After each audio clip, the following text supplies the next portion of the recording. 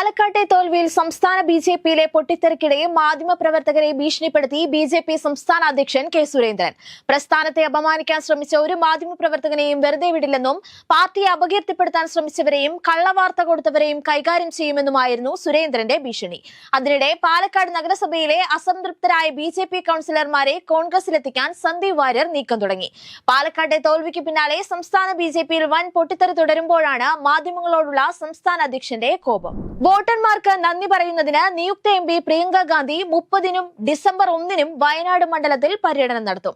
നാളെ പ്രിയങ്ക സത്യപ്രതിജ്ഞ ചെയ്യും. ഇതിനുശേഷമായിരിക്കും മണ്ഡലത്തിലേക്കുള്ള യാത്ര.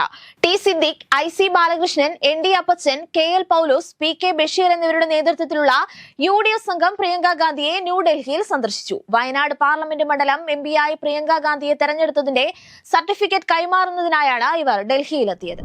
ഉപതെരഞ്ഞെടുപ്പിൽ ചേലക്കരയിൽ നിന്ന് വിജയിച്ച UR പ്രദീപ്, പാലക്കാട് നിന്ന് ജയിച്ച രാഹുൽ മാങ്കൂട്ടത്തിൽ എന്നിവരുടെ സത്യപ്രതിജ്ഞ ഡിസംബർ 4-ന് നടക്കും. ഉച്ചയ്ക്ക് 12 മണിക്ക് നിയമസഭാ മന്ദിരത്തിലെ R ശങ്കരനാരായണൻ തമ്പി മെമ്പേഴ്സ് ലോഞ്ചിൽ വെച്ചായിരിക്കും സത്യപ്രതിജ്ഞ. യൂത്ത് കോൺഗ്രസ് സംസ്ഥാന അധ്യക്ഷനായ രാഹുൽ നിയമസഭയിലേക്ക് ആദ്യമായാണ് തെരഞ്ഞെടുക്കപ്പെട്ടത്. 2016-21 കാലയളവിൽ MLA ആയിരുന്ന UR പ്രദീപ് കഴിഞ്ഞ നിയമസഭാ തെരഞ്ഞെടുപ്പിൽ K രാധാകൃഷ്ണന് ചേലക്കരയിൽ നിന്നും മത്സരിക്കാനായി മാറി നിന്നു. രാധാകൃഷ്ണൻ പാർലമെന്റിലേക്ക് തെരഞ്ഞെടുക്കപ്പെട്ട ഒഴിവിലേക്കാണ് പ്രദീപ് നിയമസഭയിലെത്തുന്നത്. ഷാഫി പറമ്പിലിന്റെ ഒഴിവിലേക്കാണ് രാഹുലിന്റെ വരവ്.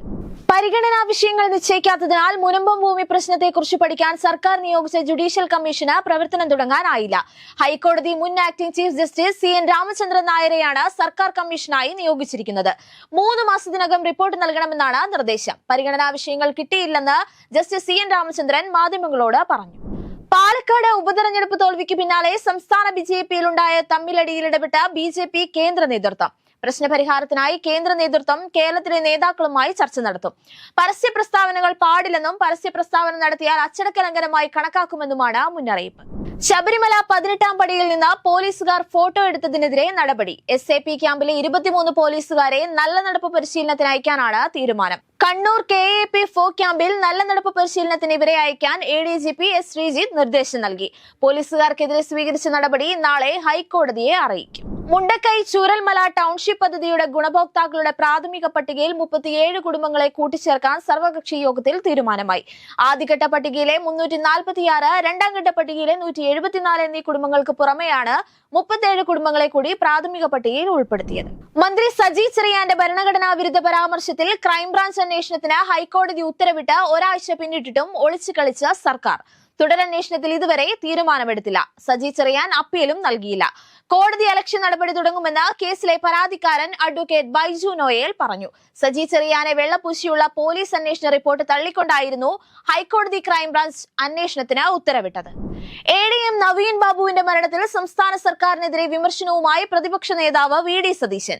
സർക്കാർ വേട്ടക്കാർക്കൊപ്പമെന്നാണ് പ്രതിപക്ഷ നേതാവ് വിമർശിക്കുന്നത്. വ്യാജരേഖ ചമച്ചവർക്കും കള്ള ഒപ്പിട്ടവർക്കുമെതിരെ അന്വേഷണമില്ല. അന്വേഷണം പ്രഹസനമാണെന്ന് പ്രതിപക്ഷ നേതാവ് കുറ്റപ്പെടുത്തി. CPIM-ന്റേത് ഇരട്ടത്താപ്പാണ്. പ്രതികളെ രക്ഷിക്കാനുള്ള ശ്രമം സർക്കാർ അവസാനിപ്പിക്കണമെന്നും അദ്ദേഹം കൂട്ടിച്ചേർത്തു. ഹേമ കമ്മിറ്റി റിപ്പോർട്ടുമായി ബന്ധപ്പെട്ട് പരാതി നൽകിയവർ നേരിടുന്ന ആക്ഷേപങ്ങൾ അറിയിക്കാൻ നോഡൽ ഓഫീസറെ നിയമിക്കണമെന്ന് ഹൈക്കോടതി. പ്രത്യേക അന്വേഷണ സംഘത്തിനാണ് ജസ്റ്റിസുമാരായ AK ജയശങ്കർ നമ്പ്യാർ, CS സുധ എന്നിവരുടെ പ്രത്യേക ബെഞ്ച് നിർദ്ദേശം നൽകിയത്. കേസുമായി ബന്ധപ്പെട്ട അന്വേഷണ പുരോഗതി അന്വേഷണ സംഘം നേരിട്ട് ഹാജരായി കോടതിയിൽ സമർപ്പിച്ചു. സംസ്ഥാനത്തെ 1458 സർക്കാർ ജീവനക്കാർ സാമൂഹ്യ സുരക്ഷാ പെൻഷൻ കൈപ്പറ്റുന്നതായി കണ്ടെത്തി. ധനവകുപ്പ് നിർദ്ദേശപ്രകാരം ഇൻഫർമേഷൻ കേരള മിഷൻ നടത്തിയ പരിശോധനയിലാണ് തട്ടിപ്പ് കണ്ടെത്തിയത്. ഗസറ്റഡ് ഉദ്യോഗസ്ഥർ അടക്കമാണ് പെൻഷൻ കൈപ്പറ്റുന്നത്. കോളേജ് അസിസ്റ്റന്റ് പ്രൊഫസർമാർ ഉൾപ്പെടെ ക്ഷേമ പെൻഷൻ, ഹയർ സെക്കൻഡറിയിലെ ഉൾപ്പെടെ അധ്യാപകരും ക്ഷേമ പെൻഷൻ വാങ്ങുന്നവരുടെ പട്ടികയിലുണ്ടായിരുന്നു. അനധികൃതമായി കൈപ്പറ്റിയ പെൻഷൻ തുക പലിശ അടക്കം തിരിച്ചുപിടിക്കാനാണ് ധനവകുപ്പിന്റെ നിർദ്ദേശം.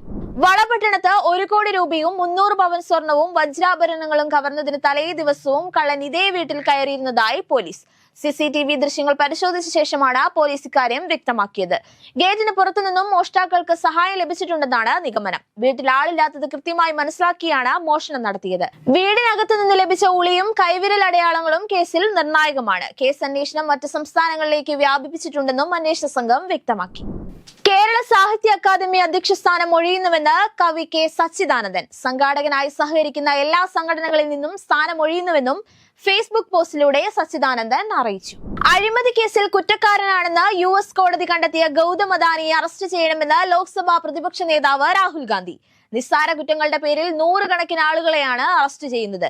അദാനിയെ മാത്രം സർക്കാർ സംരക്ഷിക്കുകയാണെന്നും രാഹുൽ ആരോപിച്ചു. ഗൗതം അദാനിക്കെതിരെ US foreign corrupt practice act ലംഘിച്ചതിന് കേസൊന്നും രജിസ്റ്റർ ചെയ്തിട്ടില്ലെന്ന് അദാനി ഗ്രീൻ എനർജി ലിമിറ്റഡ് പ്രസ്താവന പുറത്തിറക്കിയിരുന്നു. പിന്നാലെയാണ് രാഹുലിന്റെ പ്രതികരണം.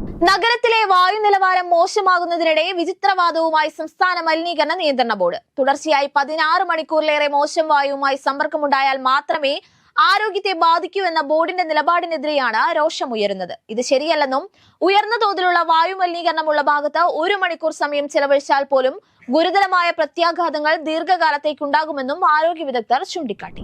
ഗാസ യുദ്ധത്തിന്റെ ഭാഗമായി ഇസ്രായേലും ലെബനനും തമ്മിൽ നടന്നുവന്ന സംഘർഷം അവസാനിപ്പിച്ച് വെടിനിർത്തൽ. പ്രധാനമന്ത്രി ബെഞ്ചമിൻ നെതന്യാഹു വിളിച്ചു ചേർത്ത സുരക്ഷാ മന്ത്രിസഭ വെടിനിർത്തൽ കരാർ അംഗീകരിച്ചതായി ഇസ്രായേൽ മാധ്യമങ്ങൾ റിപ്പോർട്ട് ചെയ്തു.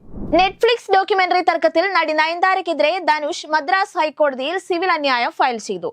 നയൻതാര പകർപ്പവകാശം ലംഘിച്ചെന്നാണ് ധനുഷിന്റെ ഹർജി.